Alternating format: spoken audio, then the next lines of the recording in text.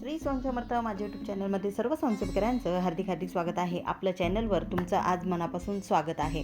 आज आपण एक अतिशय महत्त्वाचा विषय घेऊन आलो आहोत. मुलांच्या बेडरूमसाठी सोपे असे वास्तुनियम. आपल्या मुलांचा अभ्यास, त्यांची एकाग्रता, वागणूक आणि मानसिक विकास या सगळ्यांवर त्यांच्या खोलीच्या वातावरणाचा खूप मोठा प्रभाव असतो. इथेच वास्तुशास्त्र आपल्याला योग्य दिशा दाखवत असतं. म्हणूनच आजच्या व्हिडिओमध्ये आपण जाणून घेणार आहोत मुलांच्या खोलीची योग्य दिशा कुठली आणि बेड, टेबल, रंग, सजावट कशी असावी आणि काही सोपे उपाय जे मुलांच्या प्रगतीसाठी अत्यंत फायदेशीर ठरणार आहेत. म्हणून व्हिडिओ शेवटपर्यंत नक्की पहा. मुख्य भाग म्हणजे खोलीची योग्य दिशा. मुलांची बेडरूम शक्यतो पूर्व किंवा उत्तर दिशेला असावी. या दिशेमुळे सकारात्मक ऊर्जा वाढते, मुलांची एकाग्रता आणि अभ्यासात रस वाढतो. आणि कुठली गोष्ट टाळायची आहे ते देखील मी तुम्हाला सांगणार आहे. पण त्या सर्वप्रथम बेडची योग्य दिशा कुठली. मुलांनी झोपताना डोकं पूर्व किंवा दक्षिण दिशेला डोकं करूनच झोपावं. यामुळे झोप चांगली लागते आणि मेंदू ताजातवाना राहतो.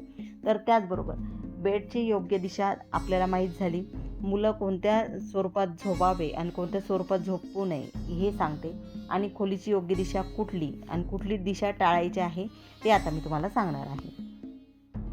मुलांची बेडरूम दक्षिण किंवा पश्चिम दिशेला का नसावी, तर वास्तुशास्त्रानुसार खूप महत्त्वाचा आहे हा प्रश्न. मुलांच्या वाढीवर, त्यांच्या मनस्थितीवर आणि त्यांच्या अभ्यासावर दिशांचा परिणाम होतो असं मानलं जातं. तर दक्षिण दिशा वास्तूनुसार दक्षिण दिशा ही यमाची दिशा मानली जाते. स्थिरता आणि जडपणा या दिशेमध्ये जास्त वेळ राहिल्यास मुलं त्या प्रकारची होतात. आळशी होऊ शकतात, अभ्यासात लक्ष कमी लागू शकतं, चिडचिड वाढू शकते. ही दिशा प्रौढांसाठी ठीक असते पण मुलांसाठी योग्य नसते. पश्चिम दिशा जर म्हणायला गेलं तर पश्चिमेकडून येणारा संध्याकाळचा उष्ण आणि तीव्र प्रकाश मुलांवर परिणाम करतो. यामुळे खोली गरम राहते, मुलं अस्वस्थ होतात, झोप नीट लागत नाही. त्यामुळे मुलांच्या अभ्यास आणि विश्रांतीसाठी ही दिशा कमी अनुकूल असते. डोकं जर उत्तर दिशेला ठेवून झोपणं का टाळावं मुलांनी. पृथ्वीच्या चुंबकीय क्षेत्राचा प्रभाव. पृथ्वीचं चुंबकीय क्षेत्र उत्तर दक्षिण असतं. आपलं डोकं उत्तर दिशेला ठेवलं तर मेंदूवर नकारात्मक परिणाम होऊ शकतो आणि रक्तप्रवाहात असंतुलन येऊ शकतं. झोपेवर त्याचा परिणाम होतो. डोकं उत्तर दिशेला ठेवल्यामुळे झोप नीट लागत नाही, वाईट स्वप्न येऊ शकतात, सकाळी थकवा जाणवतो. आणि योग्य दिशा जर कोणती म्हणाल तर डोकं दक्षिण किंवा पूर्व दिशेला ठेवून झोपणं उत्तम असतं. मुलांची बेडरूम ही अभ्यासासाठी पूर्व दिशा ही सर्वोत्तम असते. उत्तर दिशा ही शांतता आणि एकाग्रता वाढवणारी असते.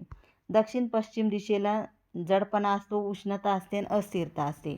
डोकं जर उत्तर दिशेला ठेवून जर झोपले तर झोपेवर आणि मेंदूवर त्याचा परिणाम होतो. आणि पूर्व आणि उत्तर दिशा ही सकारात्मक ऊर्जा आणि एकाग्रता वाढवणारी आहे. अभ्यासासाठी योग्य दिशा तरी माहीत झाली आहे. अभ्यास करताना मुलांचा चेहरा पूर्व किंवा उत्तर दिशेला असावा. अभ्यासाचा टेबल भिंतीला चिटकवू नये, थोडं मोकळं ठेवावं. टेबलवर नेहमी स्वच्छता आणि नीटनेटकेपणा ठेवावा. खोलीचा रंग जर म्हणायला गेलात तर मुलांच्या खोलीत हलके किंवा शांत रंग वापरावेत. फिकट हिरवा, हलका निळा किंवा पिवळा हे रंग सकारात्मक ऊर्जा वाढवणारे असतात आणि मन शांत ठेवणारे असतात. खूप गडद आणि भडक रंग टाळावेत. आणि गडद रंग वापरल्यामुळे मुलांच्या खोलीत रंगांची निवड ही फक्त सजावटीसाठी नसते, ती त्यांच्या मन, वर्तन आणि अभ्यासावर थेट परिणाम करणारी असते. त्यामुळे गडद आणि भडक रंग टाळावेत असं सांगितलं जातं. तर गडद आणि भडक रंग कसे दिसतात तर याच्यामुळे काय परिणाम होतात ते सांगते. मनावर ताण आणि चिडचिड वाढते. लाल, गडद, नारंगी, काळा असे रंग मेंदूला जास्त उत्तेजित करतात. मुलं पटकन चिडचिड करतात, शांत बसत नाहीत, आक्रमक वर्तन दिसू शकतं, अभ्यासात लक्ष लागत नाही. भडक रंग डोळ्यांना त्रासदायक असतात, त्यामुळे लक्ष विचलित होतं, एकाग्रता कमी होते, अभ्यासात रस कमी होतो. झोपेवर त्याचा वाईट परिणाम देखील तुम्हाला जाणवतो. गडद आणि तीव्र रंगामुळे खोलीत शांतता जाणवत नाही, यामुळे झोप उशिरा लागते, झोप खोल लागत नाही, सकाळी थकवा जाणवतो.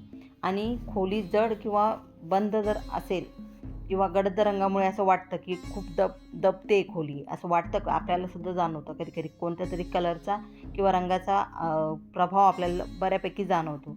खोली लहान वाटते, बंद वाटते, प्रकाश कमी परावर्तित होतो, उष्णता जास्त जाणवते. हलके आणि सौम्य रंग वापरा. फिकट निळा, हलका हिरवा, पिवळा आणि पांढरा किंवा क्रीम. म्हणजे फिकट निळा हा शांतता स्वरूप देतो, हलका हिरवा हा ताजेपणा दाखवतो आणि पिवळा हा आनंद आणि सकारात्मकता आणतो आणि पांढरा किंवा क्रीम कलर हा प्रकाश व स्वच्छतेचा प्रतीक असतो. म्हणून हलके रंग नक्की वापरा.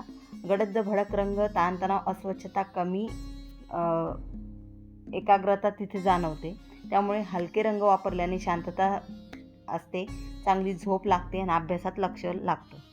सजावट आणि वस्तू जर म्हणायला गेलात तर खोलीत जास्त अव्यवस्था ठेवू नका. प्रेरणादायक फोटो, निसर्गचित्रे लावा. तुटलेली खेळणी किंवा वस्तू लगेच काढून टाका. आरसा बेड समोर कधीही नसावा. काही सोपे वास्तू नियम जर म्हणायला गेलात तर दररोज खोलीत हवा आणि प्रकाश येईल याची काळजी घ्या. सकाळी खिडक्या उघडून सूर्यप्रकाश येऊ द्या. खोलीत सुगंध, अगरबत्ती असेल, फ्रेशनर असेल ते ठेवा. अभ्यासाच्या टेबलावर छोटं रोप ठेवल्यास सकारात्मक ऊर्जा वाढते. म्हणून सर्वांनी मुलांच्या आयुष्यातील यश आणि आनंदासाठी त्यांच्या खोलीचं वातावरण खूप महत्त्वाचं असतं. हे छोटे छोटे वास्तुनियम जर आपण पाळले तर मुलांची एकाग्रता, आत्मविश्वास आणि प्रगती नक्कीच वाढेल. जर तुम्हाला हा व्हिडिओ आवडला असेल तर लाईक करा, शेअर करा आणि आमच्या चॅनलला सबस्क्राईब करायला विसरू नका. पुन्हा भेटूया एका नवीन आणि उपयुक्त व्हिडिओसोबत. झालेली सेवा महाराजांच्या मी रुजू करते. सर्वांना श्री स्वामी समर्थ.